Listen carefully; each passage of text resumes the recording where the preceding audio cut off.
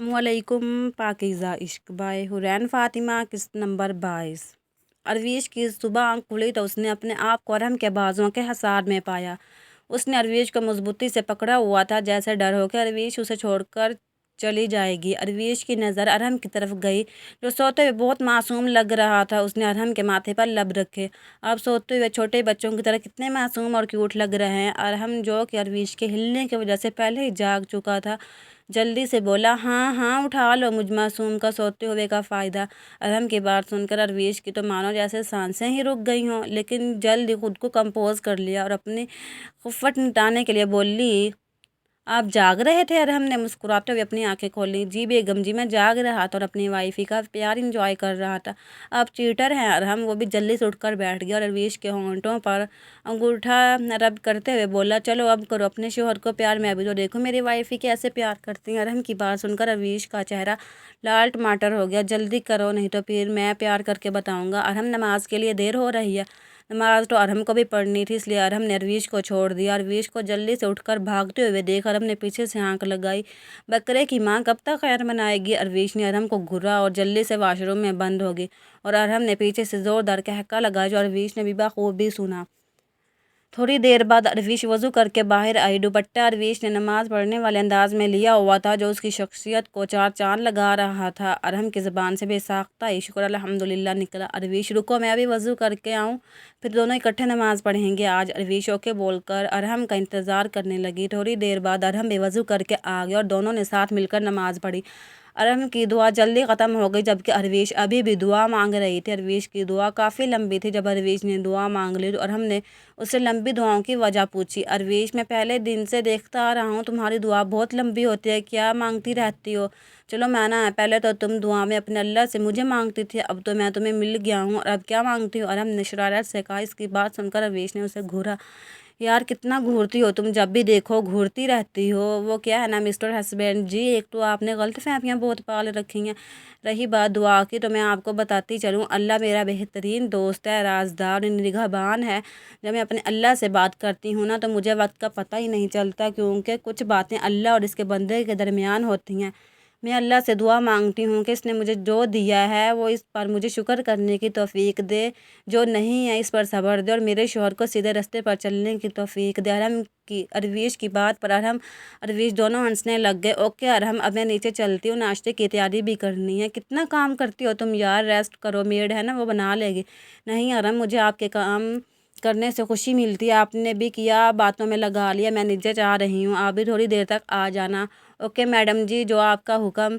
थोड़ी देर बाद अरहम भी नाश्ता करने नीचे आ गया। अरे वाह जी वाह, नाश्ता हो रहा है, वो भी इस हैंडसम से बंदे के बगैर। आ जाएं आप भी राहिद भाई, आप भी नाश्ता कर लें। भूखर इंसान सुबह सुबह ही टपक पड़ा है।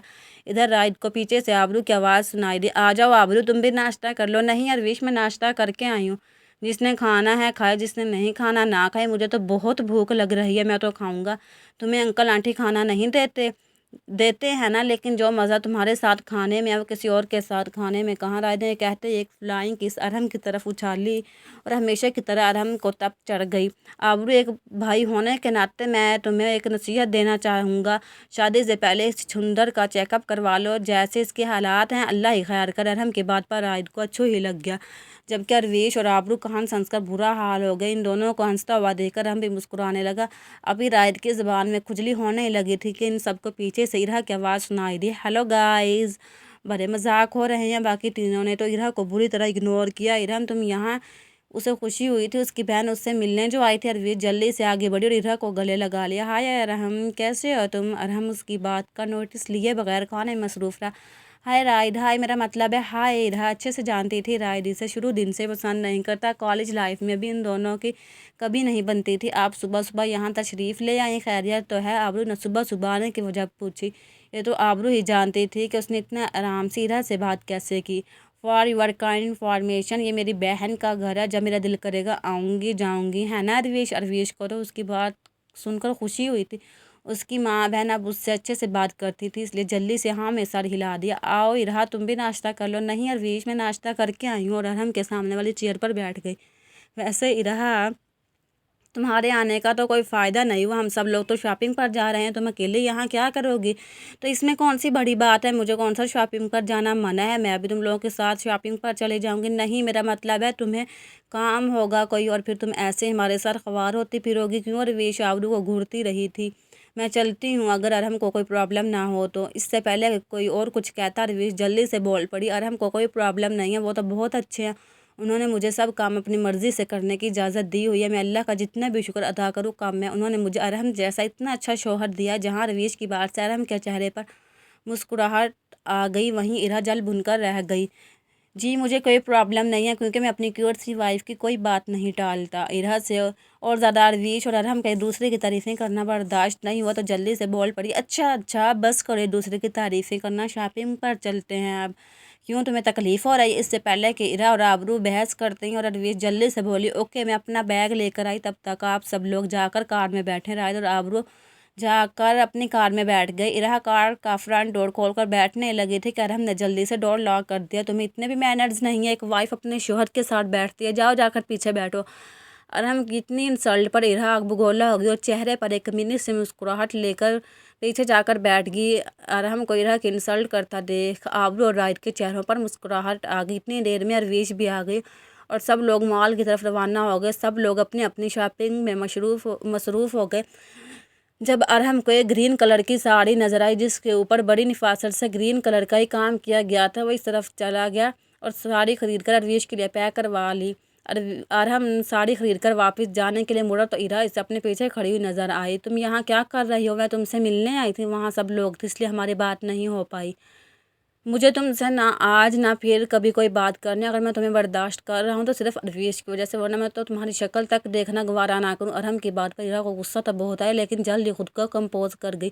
अरहम तुम्हें वो अरवीश इतनी प्यारी हो गई कि तुम अपने प्यार को भूल गए। तुम तो मुझसे बहुत प्यार करते थे ना, अब क्या हुआ करता था? हूँ नहीं, और अल्लाह ताला का लाख लाख शुक्र है तुम जैसे घटिया लड़की से जान छूटी। तुमसे प्यार करना मेरी ज़िंदगी की सबसे बड़ी गलती थी, लेकिन अल्लाह अपने अच्छे बंदों के साथ कभी भी बुरा नहीं करते, तो फिर वो मेरे साथ कैसे बुरा करते? मैंने तो तुमसे सच्चे दिल से प्यार किया था लेकिन तुमने कदर नहीं की, और मैं तो तुम्हारा बहुत शुक्रगुजार हूँ कि तुम मेरी ज़िंदगी से चली गई और मुझे अरवीश जैसी नेक सीरत वाइफ मिली। अब अरहम मर तो सकता लेकिन अरवीश को छोड़ नहीं सकता, वो इस दिल में धड़कती है। अरहम ने अपने दिल की तरफ इशारा किया। मुझे तो यकीन नहीं आता तुम और अरवीश बहने हो, तुम में और अरवीश में ज़मीन आसमान का फ़र्क है। अगर अरवीश सोना है तो तुम कीचड़ हो, समझिए। अब दफ़ा हो जाओ मेरे रास्ते से, या कुछ और भी सुनना है। अरहम को अपनी इंसल्ट पर गुस्सा तो बहुत आ रहा था लेकिन फ़िलहाल अगर उसे अरहम चाहिए था तो इसे अपने गुस्से पर कंट्रोल करना था। अरहम हम फिर से एक हो सकता, तुम अरवीश को छोड़ दो। Shut up, just shut up. Arvish मेरी ज़िंदगी और तुम चाहती हो मैं अपनी ज़िंदगी को छोड़ दूँ और तुम जैसी बद किरदार लड़के से शादी कर लूँ? तुम तो वो लड़की हो जो कपड़ों की तरह लड़के बदलती हो। एक से दिल भर गया तो छोड़ दिया, दूसरे को पकड़ लिया, बस बहुत हो गया। मैं तुमसे इतने प्यार से बात कर रही हूँ और तुम बकवास किए जा रहे हो। तुमने मुझे बद किरदार कहा ना, अब देखो मैं क्या करती हूँ। अगर तुम मेरे नहीं हुए तो मैं तुम्हें किसी और का भी नहीं होने दूंगी, और इस अरवीश का तो बिल्कुल भी नहीं। अरे मैं जानती हूँ तुम मुझसे प्यार करते हो लेकिन अब तुम्हारी शादी हो चुकी है, वो भी मेरी बहन से। अब प्लीज़ अब तुम मेरे साथ ऐसी बातें ना किया करो। मैं तुम्हारे आगे हाथ जोड़ती हूँ, प्लीज़ प्लीज़ मेरी बहन को ना छोड़ो, वो बहुत मासूम है। मैं जानती हूँ तुम मरने की हद तक मुझसे प्यार करते हो, लेकिन प्लीज़ अरवीश को मत छोड़ो। अरहम इरा की बातें सुनकर हैरान रह गया, लेकिन जब इरा की नज़रों का ताक़ुब समझते हुए पीछे मुड़ा तो अरवीश आंखों में आंसू लिए वहाँ खड़ी इन दोनों को देख रही थी।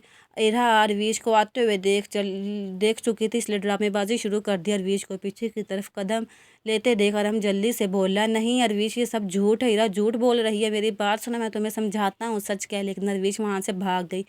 अरहम उसे पीछे से आवाज़ें देता रह गया, अरवीश रुको प्लीज़, अरवीश एक दफ़ा मेरी बात तो सुन लो प्लीज़। लेकिन अरवीश भीड़ में कहीं गुम हो गई।